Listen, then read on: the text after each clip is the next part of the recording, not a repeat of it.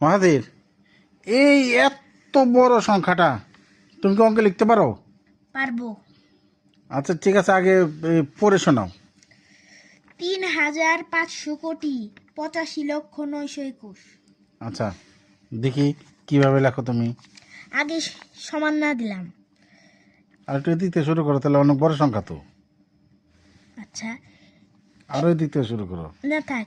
হ্যাঁ। একক, দশক, হুম শতক, হুম হাজার, হুম অযুত, লক্ষ, নিযুত, কোটি। হ্যাঁ। তারপরে একক, দশক, শতক, হাজার। এই যে ৩,৫০০, তাহলে তো ও ৩,০০০। কোটির পরে আবার হাজার হ্যাঁ, গেছে, হ্যাঁ, এর জন্য।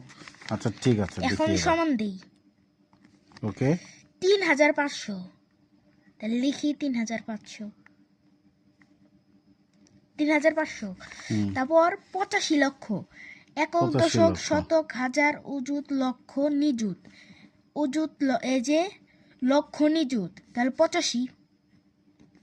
এই যে ৮৫ হ্যাঁ। লক্ষ। তারপরে ৯২১। একক, দশক, শতক, এই যে ৯২১। এই যে এই দুটা ফাঁকা, এই তাই শূন্য দিয়ে ভরে দেব। তারপর প্রথমে ৩ ঘর, তারপর ২ ঘর পর পর। আর কমাও দিয়ে দিচ্ছ।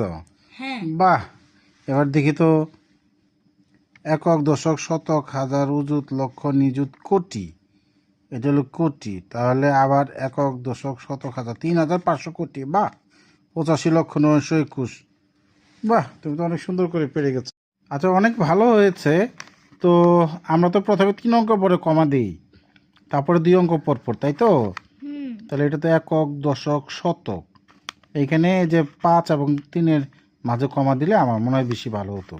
৩,৫০০ সহজে পড়া যেত। হ্যাঁ, হ্যাঁ। ঠিক আছে। তো তোমাকে অনেক অনেক ধন্যবাদ। আপনাদেরও অনেক অনেক ধন্যবাদ।